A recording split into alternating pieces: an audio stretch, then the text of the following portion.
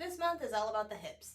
Today we're going to talk about some variations of downward facing dog and building strength while sort of going through the range of motion. So one side will be building strength, one side will be going through the range of motion and building some glute power. So we're going to come onto all fours, spreading the fingers, really pressing through, cupping the hand so we're protecting that wrist. We're going to curl those toes under, and then we're going to lift the hips. So as we find our length here, maybe walk out the feet a little bit. So we're lifting through the lower abdomen again. So we're going to bend one knee, and we're going to come into three-legged dog. Then we're going to come in towards our chest, cross the leg over, drop the knee out, bring it back. So we've gone into lateral rotation. Now we're going to kick the heel out. We're going into medial. Now see, my hips just twisted. Don't let that happen. We're creating stability there. And back to three-legged. Now, we can, I'm going to do it on the other side. So come into three-leg. So we're engaging the glute. Now we're engaging the hip flexor. Okay? We can even come forward into almost a plank, like we're going to step the foot through. And then come back out.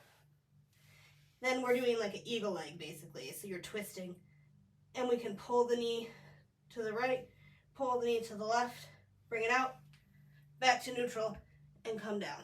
So I like basically what we're doing. We're going through a range of motion with the hip.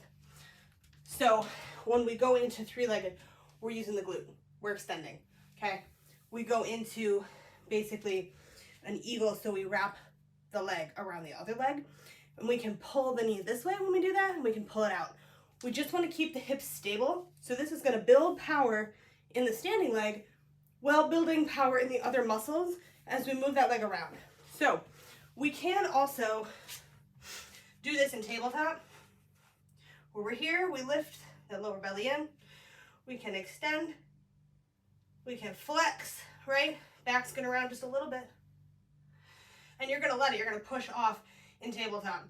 And so we kind of come into a high plank in between, but this is an easier version because we're not pressing. We can go here, we can come out, we can go in slightly. This one is harder to get that medial rotation, and it's partly what I like about downward dog. So we could even do this at the wall here.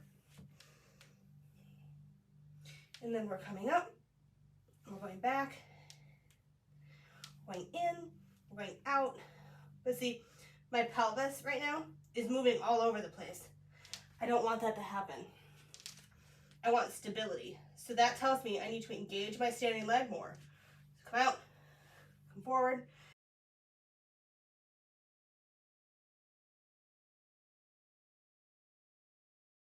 Because if you're going to do this, you want to make sure you're doing it safely. It's a little bit harder, but I think it feels kind of good. So we're going to go through one more time. Press the shoulders down the back.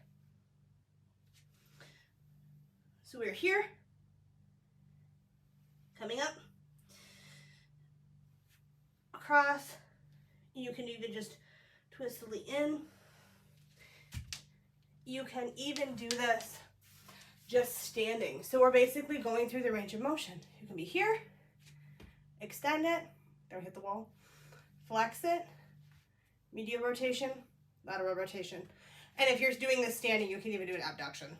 So pull the leg out. Just some ideas to kind of change up your downward dog. And you don't have to use all of them. You could just use some of them. But I like it as a variation to really focus on those hips while we're building strength throughout the rest of the body.